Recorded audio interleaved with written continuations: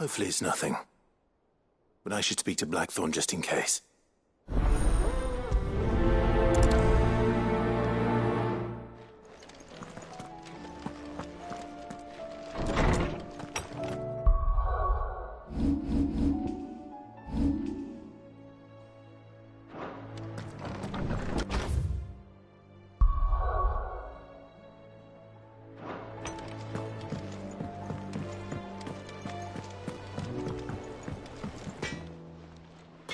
Blackthorn, do you have a moment? Not really, no. This won't take long. I just wanted to ask how you're getting on.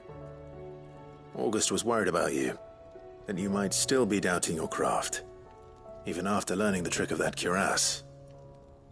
Is there something else weighing on your mind? Perhaps sharing your thoughts might help.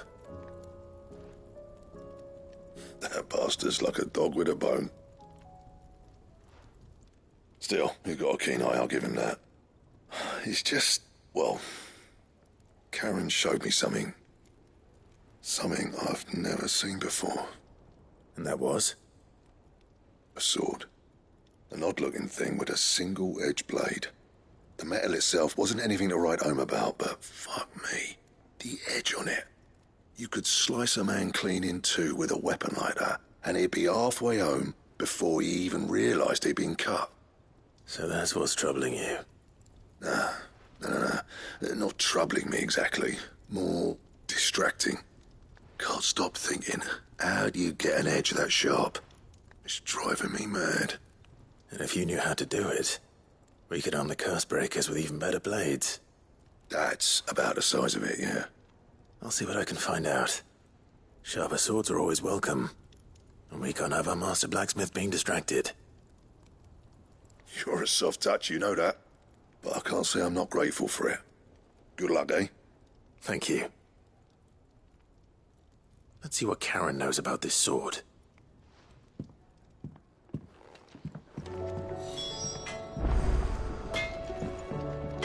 Yep. Fretting about us, guys. Unless that is... What do you want? Not bad, if I do say so myself.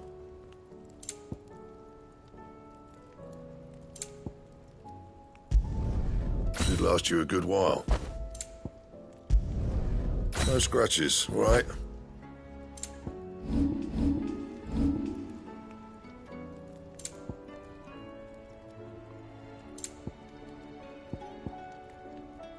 That it? Fine. Thanks for not leaving me in the Dominion. If you hadn't come back, I might still be stuck there. I told Nan we flew back on the Phoenix, but she walloped me for telling fibs. Can you tell her it was the truth, Clive? You're looking well, Karen. What do you want? Out with it. I want to know about the sword you showed Blackthorn. Single-edged and extremely sharp. Running around after him again, are you? I suppose I am, yes. But I need to help him find out how to work an edge like that. It's driving him to distraction. Little wonder, I suppose. There's not many like that make it as far as the twins, and those that do go straight into private collections. Which made it nice and easy finding a buyer. Can you tell me who bought it? Where is it now? You think I tell people who my clients are? Suppose you're not likely to go nicking him off me, are you now? Fine. If you stop mooning at me like that. Lord Ignac's the man you want. Delmechian bloke. Collects weapons and the like. And he's got more money than sense, which is why he's one of my favourite clients. Reckon he'll still be at the inn in Dalamil, where I left him. Thank you, Karen. Oh. And he's a touch eccentric, if you take my meaning. I appreciate the warning.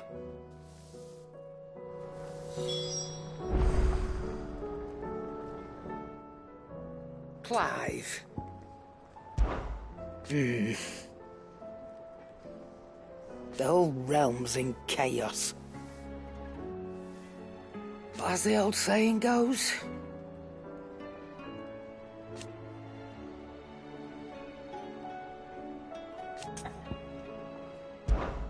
If you're gonna buy something, be quick about it.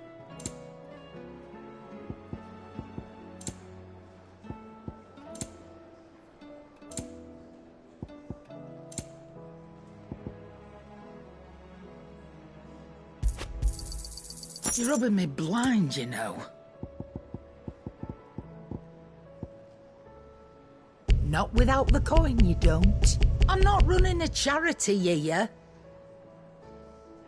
Is that all?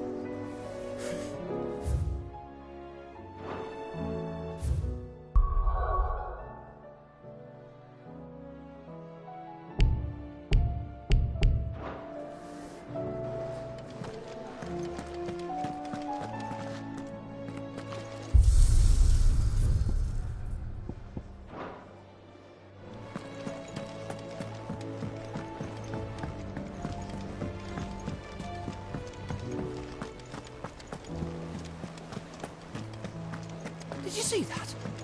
Tell me you saw that. What do you make of them skies, then? Otto, how fares the realm? The realm? Oh, she's just fine. As long as you look past the fat storms out mother crystals and her skies are a roiling cesspit. And Gav? He's with your uncle in the Free Cities, helping Mid with her project. Sent an owl their way the moment the winds turned foul. Still waiting on a reply, though. Do you have any good news? Well, that depends on your definition of good.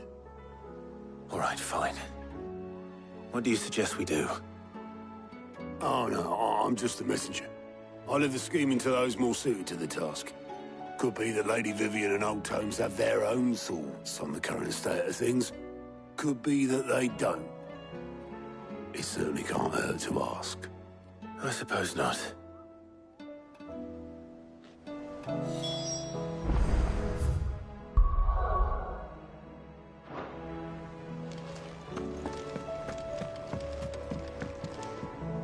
How is it that every one of your little excursions presages some inexplicable catastrophe? Not that you are to blame for the Dominion's fate. No one could have predicted the actions of the Crown Prince. I'm sorry I couldn't save your home. My countrymen are stronger than you think. A few toppled clock towers won't break their spirits. They'll be back on their feet in no time. I hope so. Look at us. Bluer than a pair of bog crabs. Tempting though it may be, sulking will not help us find a solution to this mess. You believe there's one to be found? I don't know. But I am certain we're more likely to find it if we first examine the facts.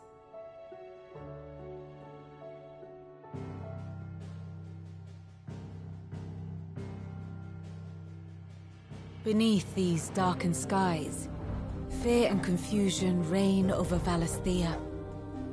Oh, the lands around the fallen Mother Crystals had already begun to wilt for want of ether. But not like this. Crystals that filled wells and fueled furnaces, now nothing but pretty shards of rock. And those that hang from the people's necks cast nary a glimmer of light to keep the dark at bay. It is only a matter of time before the common folk convince themselves that the end of days is upon us. Yet I fear a swift end is more than we can hope for. While most of the world thirsts for ether, the remainder drowns in it, spawning Akashic in droves. And amidst the hordes of mindless beasts, with magics as like to fail as function, even the strongest nation would falter. Rosaria and the Iron Kingdom teeter on the brink of collapse, while the tragedy in Twinside has all but...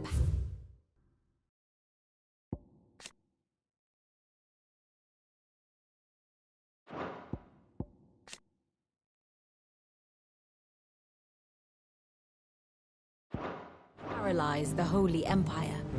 Dalmekia fares little better, Rumor has it the ministers fled the capital after the fall of Drake's Fang, leaving their beloved republic to crumble. Waloed, meanwhile, moves in earnest. The Einherjar has been sighted off Storm. The world, in short, is in chaos. It would seem our civilization was nothing to be washed away at the whim of the waves.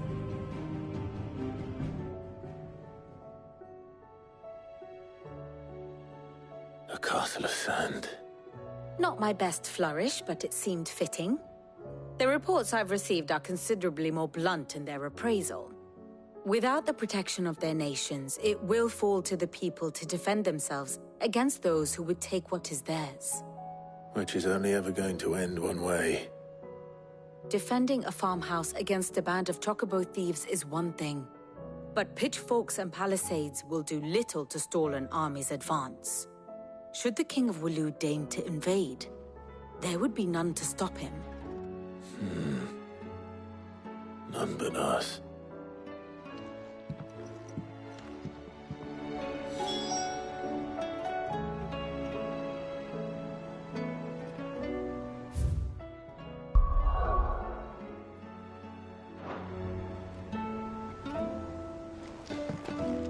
Back again?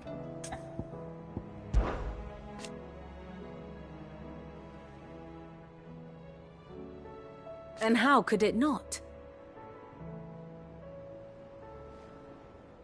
But are we any better?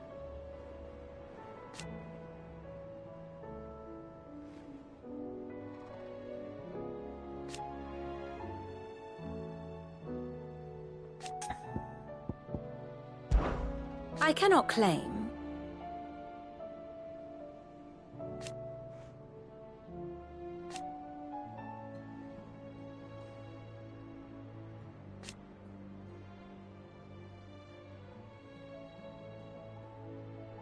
Such are the wages. Ironic, then.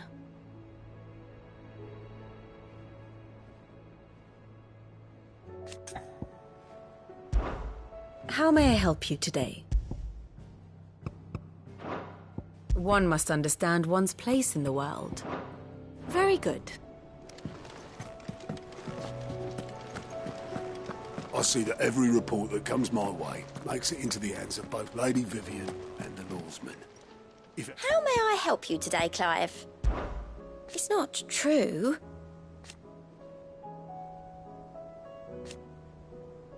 We've lost so much all... Come to claim your just desserts? Here you are.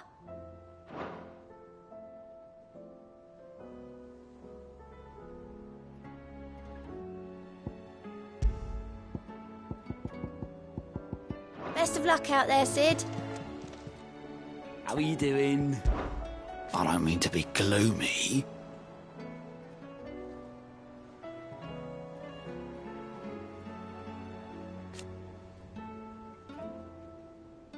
They need all the help they can get.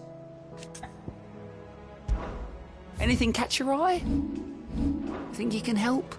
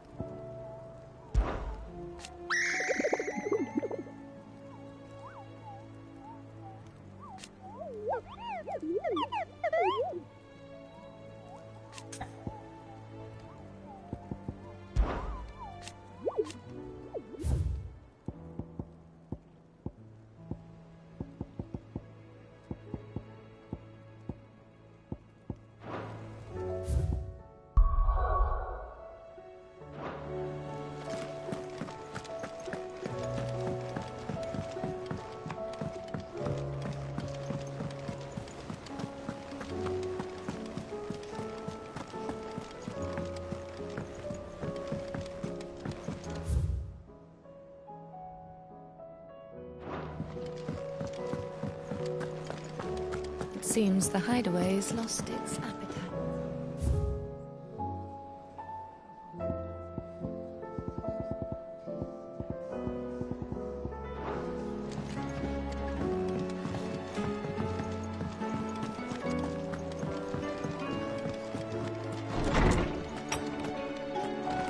Is a storm coming soon? Let me guess. You're here about the skies. Is there anything you don't know, Lawsman? It doesn't take a court astrologer to augur the obvious. As for what has disturbed the heavens, that, I believe, is a question the Fallen might be better placed to answer than I. And on the 6th day did the gods tear the sun from the firmament, visiting darkness upon their prideful sons and daughters. But I dare say you remember your childhood lessons on the sins of Zemeckis only too well. You think they're connected? That Ultima was one of the gods responsible? Well, he has certainly exhibited powers that we mortals would associate with the divine. There is nothing divine about him. But he wouldn't be the first god of whom that could be said, now would he?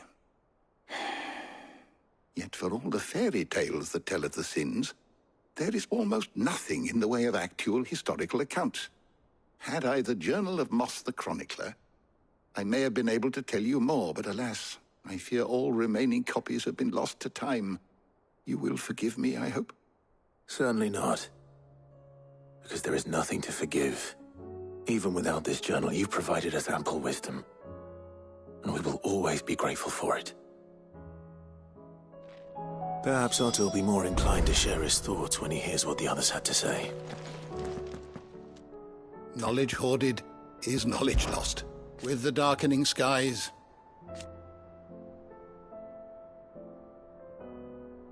But be that as it may.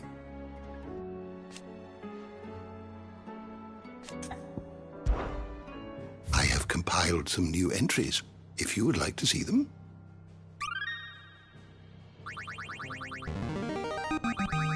Now this, I believe you will find most interesting.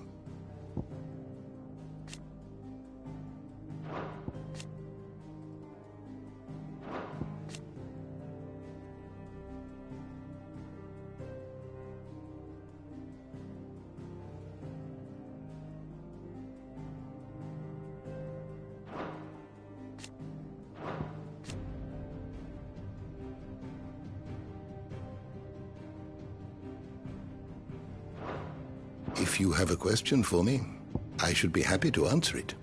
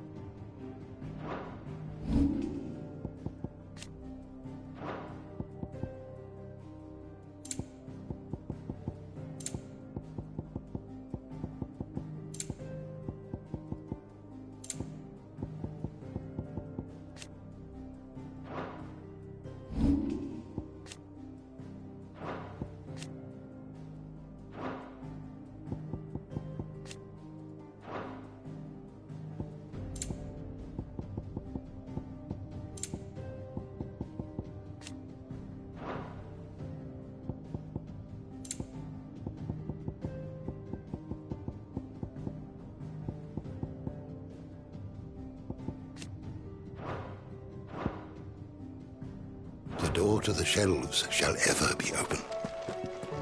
Sid, did you know that chocobos are from...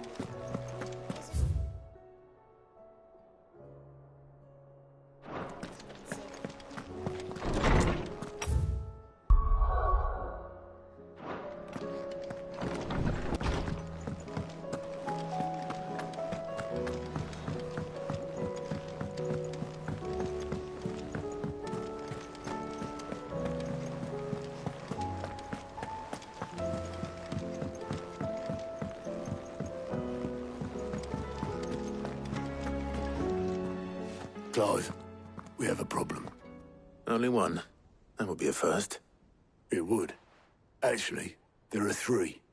We had as many owls arrive while you were at the shelves.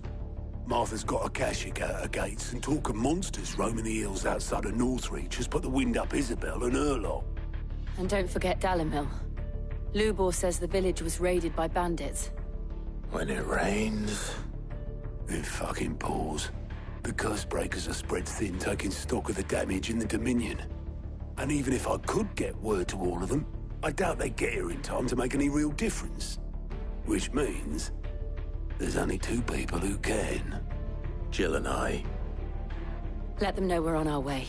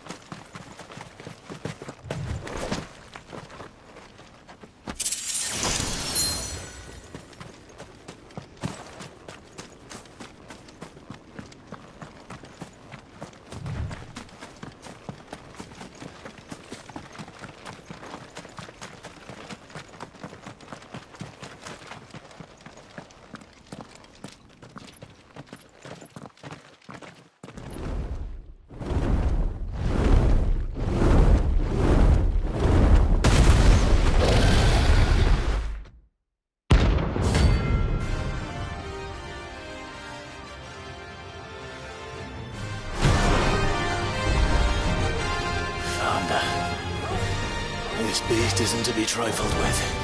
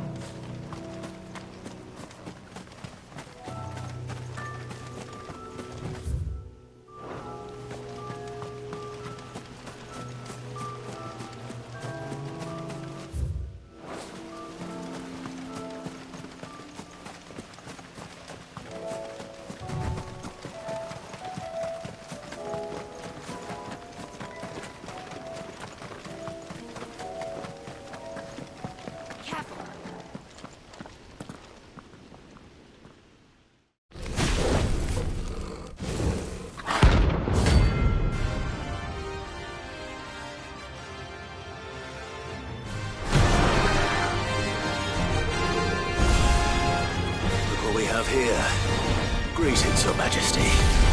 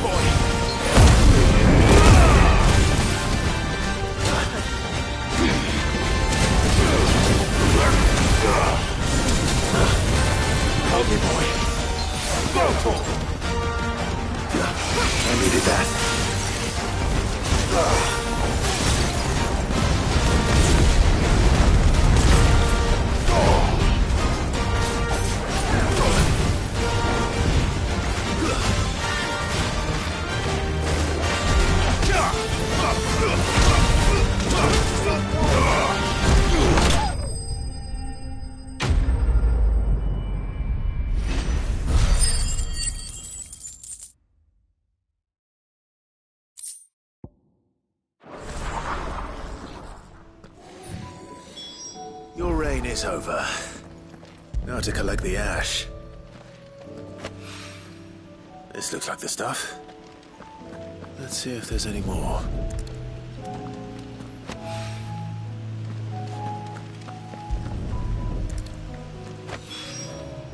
That should do it. If a wine needs more than this, he can fetch it himself.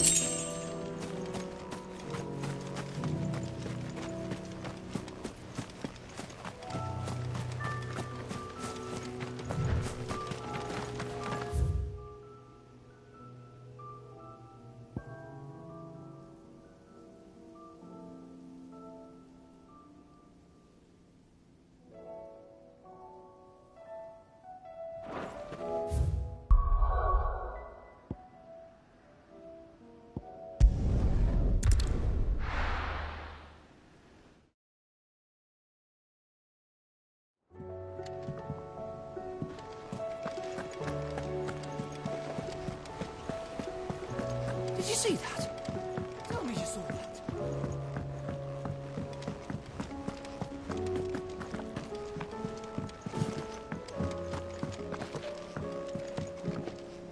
Clive. Allow me to educate you. Study it well, Clive.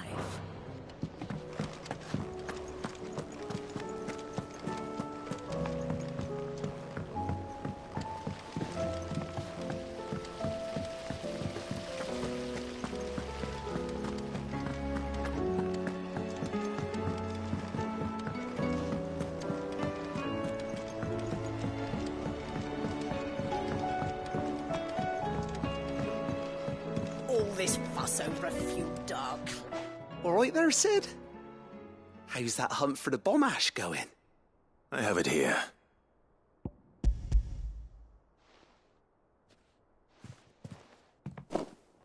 That's the stuff. And plenty of it, too. Enough to keep the Olympic bubbling away for a good old while. You're a gent, Sid. Let none say otherwise. Right then. Let's get this contraption up and running.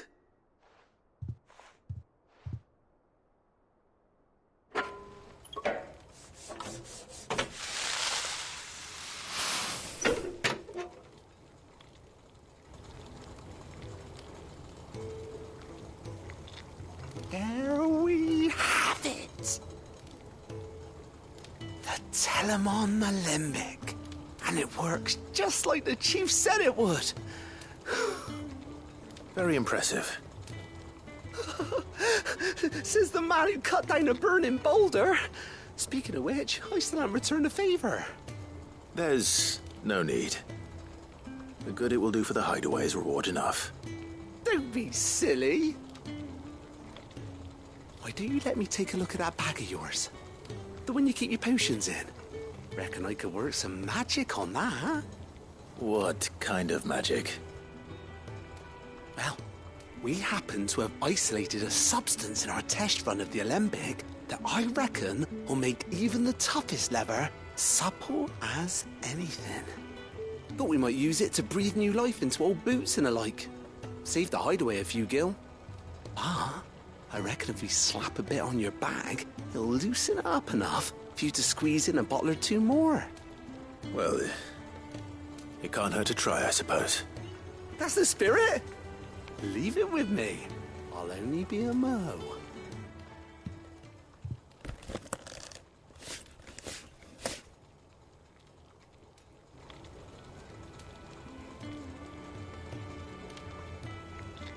Well, what do you reckon?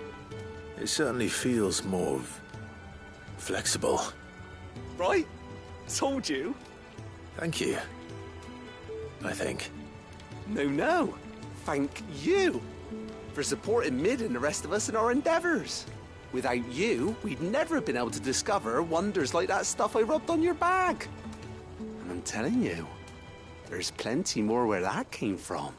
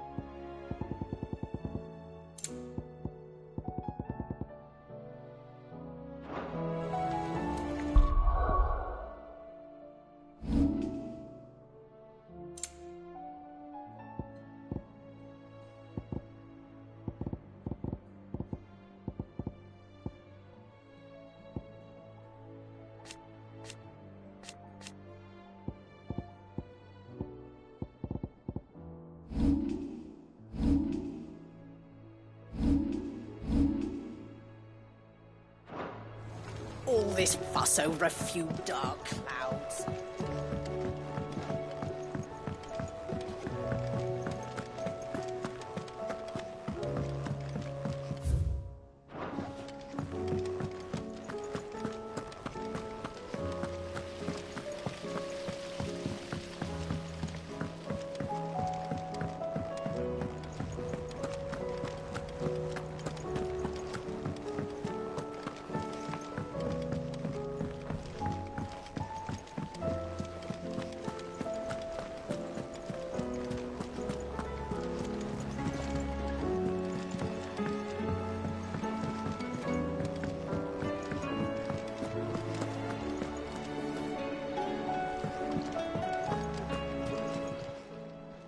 Still alive, are you?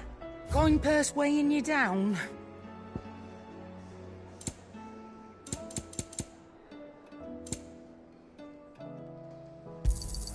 It'd better all be here.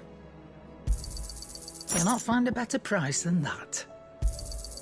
It'd better all be here. And how were you gonna carry all that?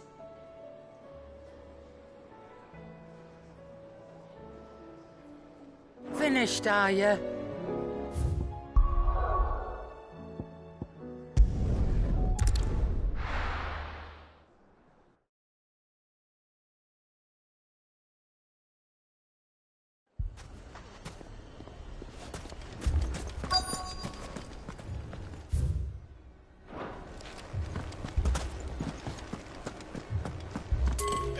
Fuck! Thieving bastards!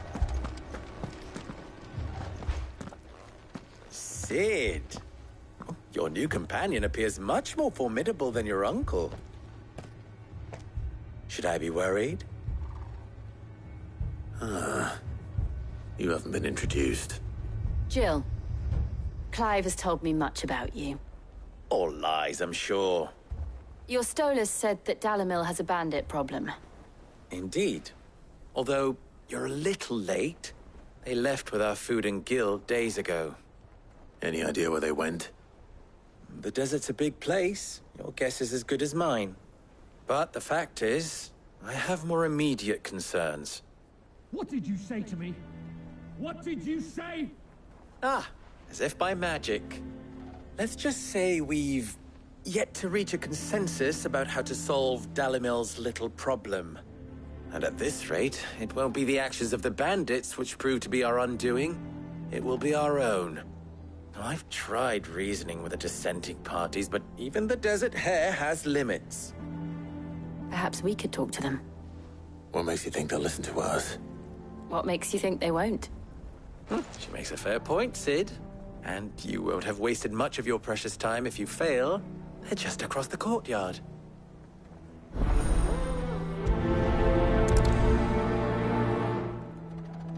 Suppose we just follow the shouting.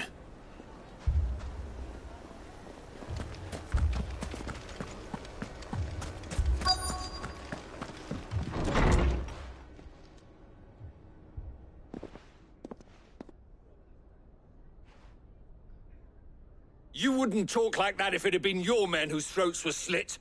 Blood for blood, it's the only way. We hire mercenaries and have them mount the bandits' heads on our walls as a lesson to the rest. And what happens when those mercenaries are slaughtered like your men? Are you going to hire more? We're better off using that coin to buy food and supplies. If we hire mercenaries, the only thing we're buying is the bandits' ire. And you cannot fill empty bellies with that. Do you hear me? But what happens when they come back? Maybe it'll be your throat that's slit. That's enough. Both of you. Any more of this and I'll throw you out myself. Come back when you're ready to talk like adults.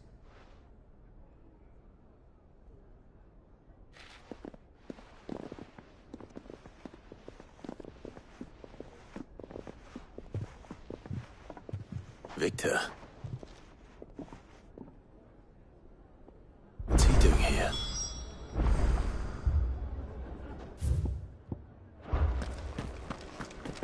Haven't we had enough fighting? I know, high blood. Next time those two go for each other. People take notice of wealthy men. Shouldn't be too hard to track. My reputation will be ruined. Ruined! Calm yourself, Lord Ignac, I beg of you, before you do yourself a mischief. Pardon the intrusion, but...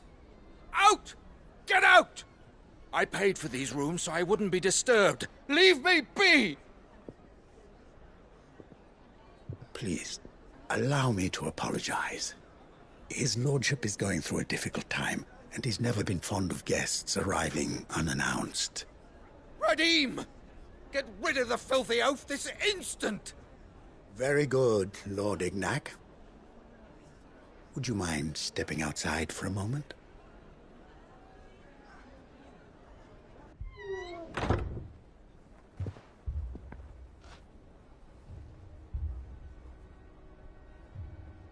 I'm sorry if I've caused you any trouble. That? No. That's just how his lordship is. Though the morning's events have left him somewhat fractious. He has been dispossessed of his luggage, you see. The thieves also made away with a considerable amount of coin.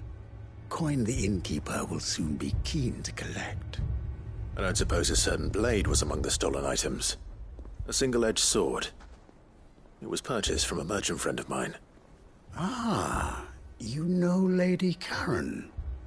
Yes, I'm afraid it was. Then I'll retrieve Lord Ignac's luggage. But I have one condition. You have but to state it. You are welcome to anything that is within my power to grant. I want an audience with Lord Ignac. A few minutes should be enough. Then I'll be on my way. A condition I would be a fool to refuse. Of course, you shall have your audience. I don't suppose you saw where the thieves went? I did not, no. Though some discreet inquiries made on his lordship's behalf mean that I know where you might find them. The bandit's bed. Every ill-gotten coin in Dalimil is said to pass through that disreputable corner of the Valcroy.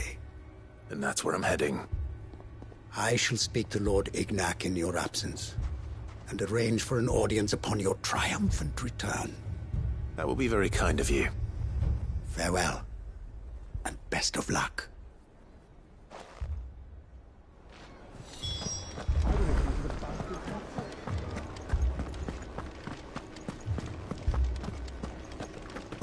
Haven't we had enough fighting? No, I bloody well. Sid, and Lady Jill. What brings you here? I was about to ask you the same thing. Costness is in chaos, and the markets have all but ceased to operate. The Briar's Kiss here in Dalimil is the only place I can reliably obtain supplies. I was here to do just that when Master Lubor told me of his troubles. He thought I might be able to talk some sense into these fools. But if you're here, I suppose his patience must be waning. Who are those people? Those were the thorns in Lubor's side. And the reason this place might be headed the same way as Costness. It's these accursed skies. The darkness is enough to drive a man to madness. Or an entire city, for that matter. We're still working on the skies. But in the meantime, perhaps we can find a solution to Dalimil's problems. I hope so. For all our sakes.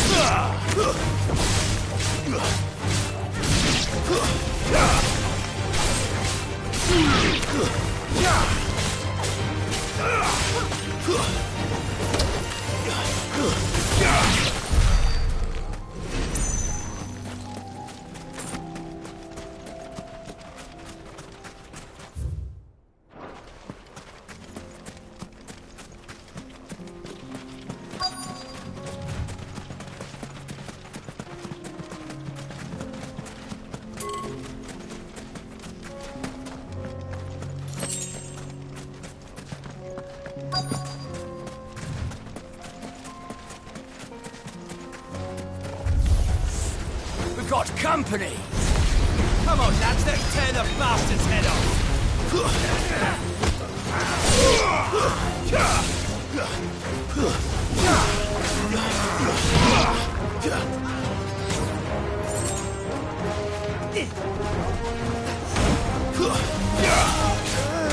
It's over!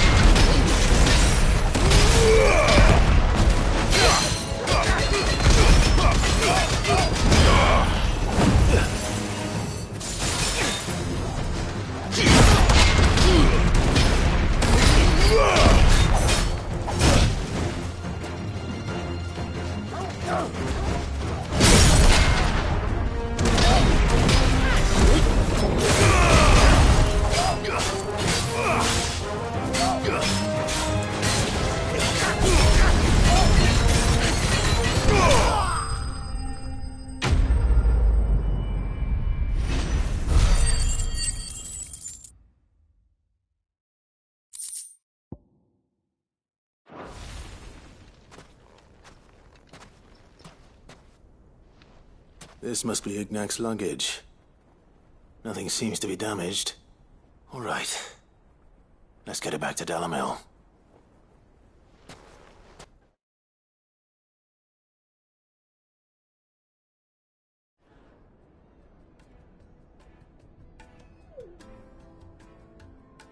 I hear I have you to thank for the return of my effects.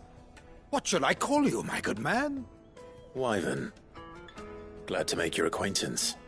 A formidable name indeed. Well, Wyvern, I appear to be in your debt.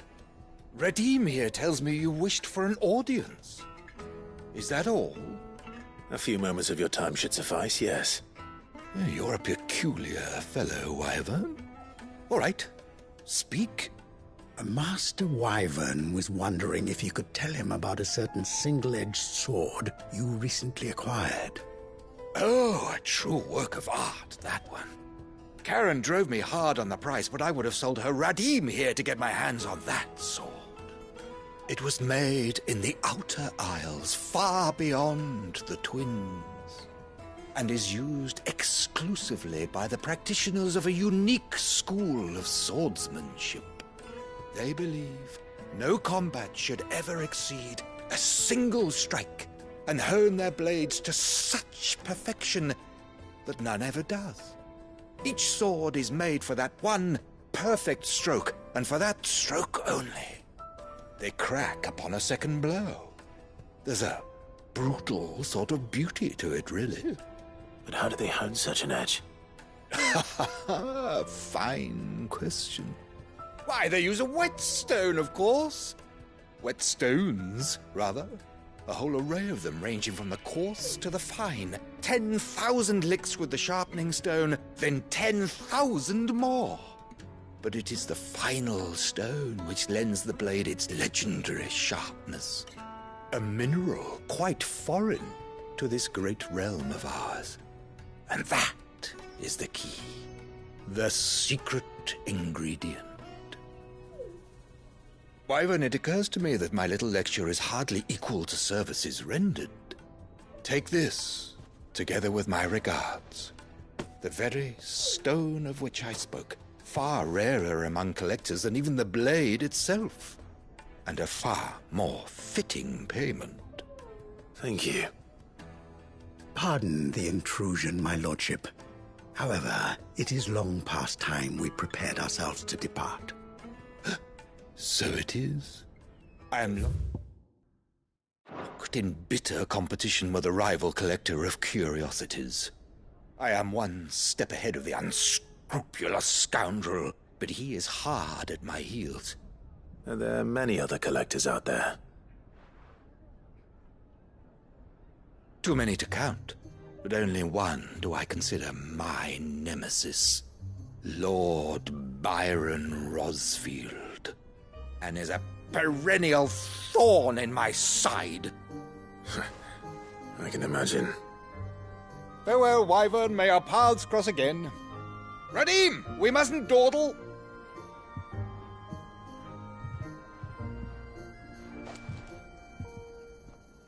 I think his lordship is rather taken with you, Master Wyvern. Thank you again for your assistance. Coming, my lordship. I'll be right there.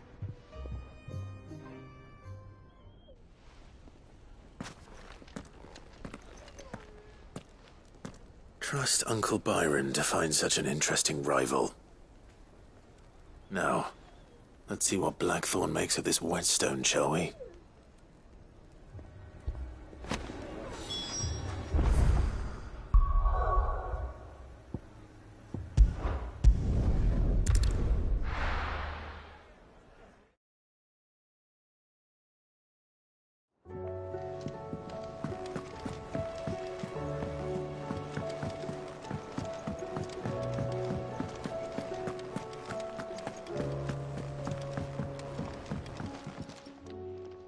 Sorry for the wait, but hopefully you'll agree it was worth it.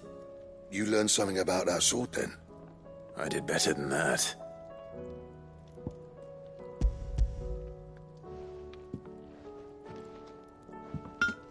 A whetstone?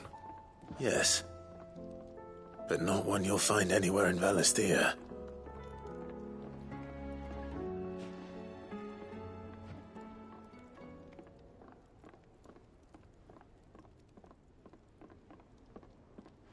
No wonder I couldn't get the same finish on the grinding wheel. One hit and all done, eh? Might not be so bad if all you ever fought were duels. Good luck on the battlefield. Your second opponent would be your last, no matter how good you were. Even so, is there some way it could be used to give the Cursebreakers an edge? I think so, yeah. With this whetstone and the right kind of steel, I could probably even make a twin of the blade that rattled me. But there'd be no replacing this little rock once I worn it down to a sliver. I reckon we get a dozen swords from it, if that. Swords that the Cursebreakers wouldn't know how to wield properly, and that would see them through a single fire piece. Nah, no point trying to copy that thing. Be about as much use as a wax anvil. But finishing our blades with a whetstone this fine, now that's something to consider. And what's finer than fallen masonry, eh?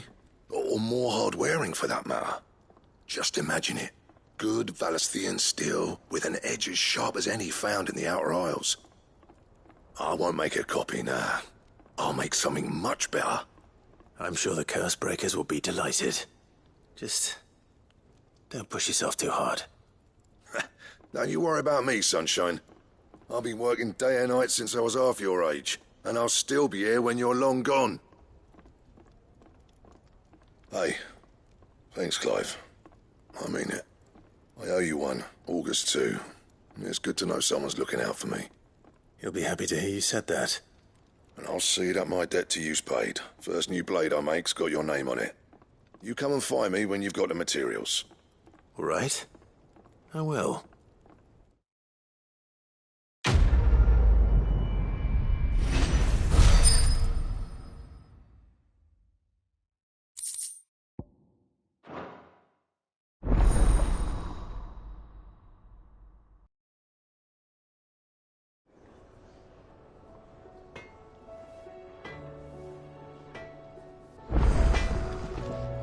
Trouble with your gear, or... What do you want?